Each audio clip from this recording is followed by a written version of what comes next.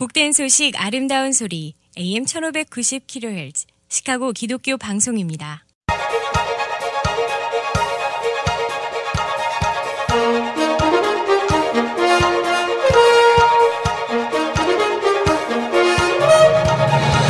김정일 해설위원의 시사 해설. 세상을 넓게 봅니다. 삶의 지평이 넓어집니다.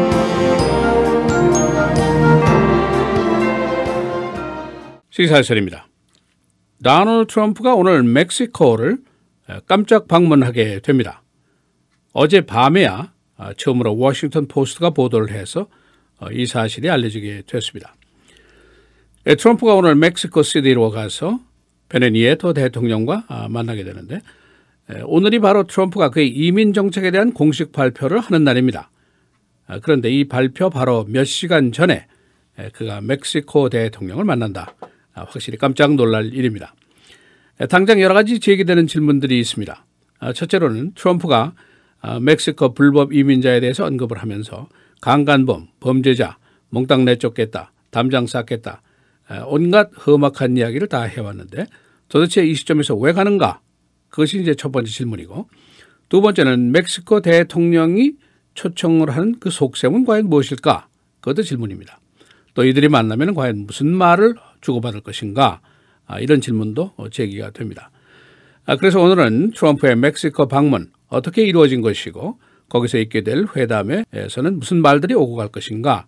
이것이 트럼프에게 득이 될 것인가 실이 될 것인가? 정치적인 파장은 무엇인가? 그런 이야기들을 종합하겠습니다.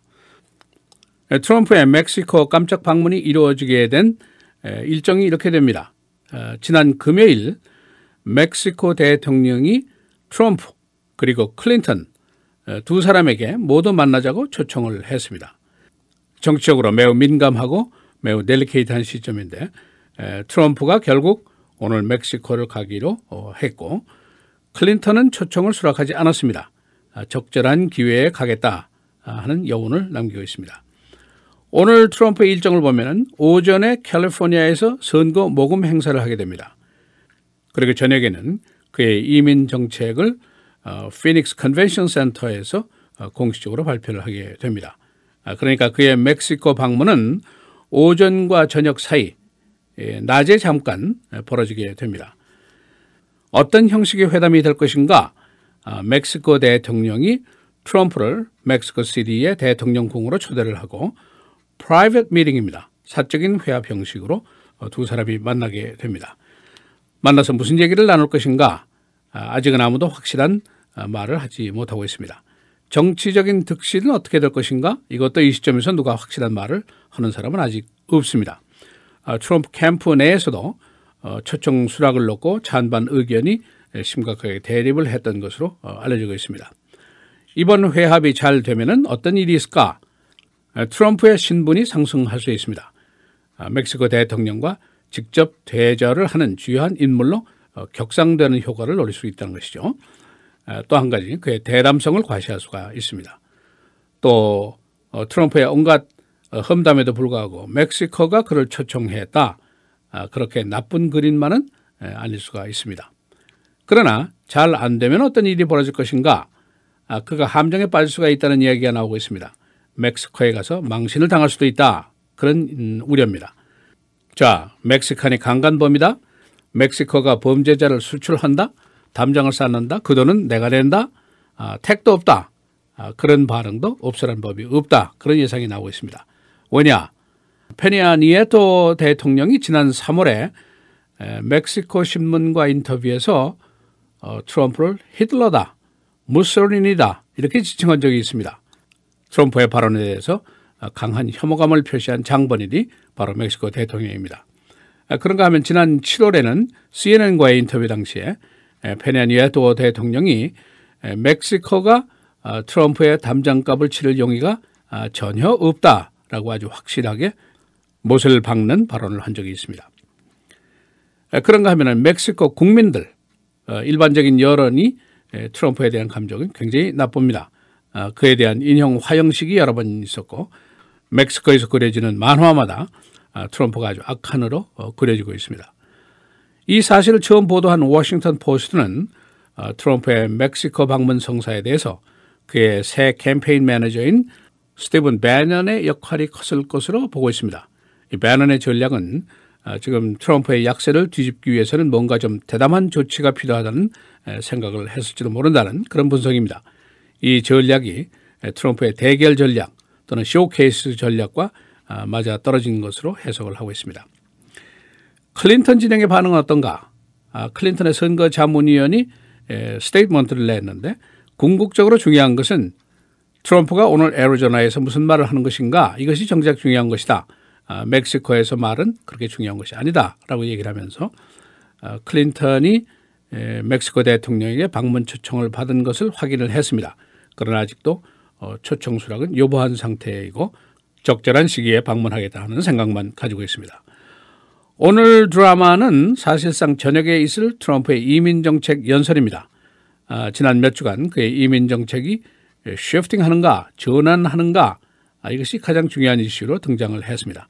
1100만 명 전원 추방 이것을 한 1년여 동안 계속해서 주장을 해왔는데 그러다 갑자기 최근에 톤을 바꿔서 일부 불법 체류자 거주 가능성 얘기를 슬쩍 흘렸습니다. 트럼프 자신의 입으로도 좀 더 소프트한 이민 정책에 대한 얘기를 했고 좀 더 인간애적인 접근 용이 이것을 인정하는 발언을 했습니다. 과연 그것이 무엇이냐 이것이 중요한 일입니다. 불법 이민자 중에 범죄자가 한 69만 명 정도 됩니다.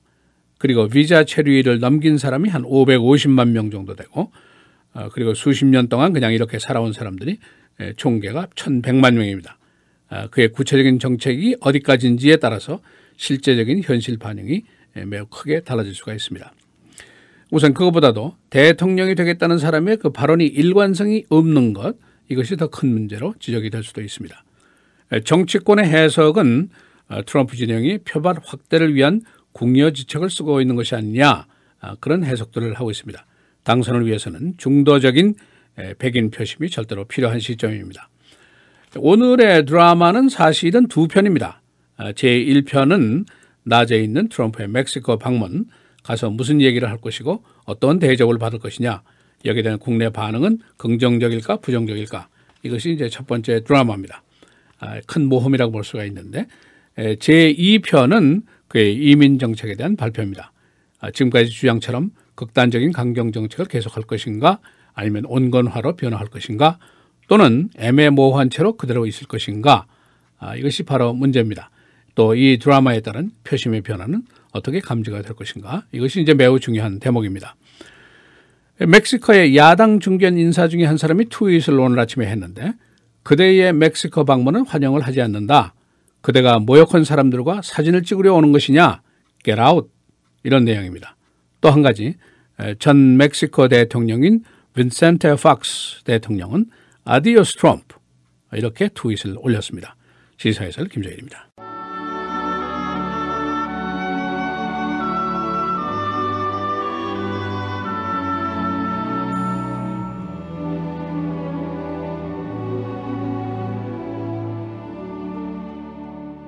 다만 이뿐 아니라 우리가 환난 중에도 즐거워하나니 이는 환난은 인내를 인내는 연단을 연단은 소망을 이루는 줄 알미로다.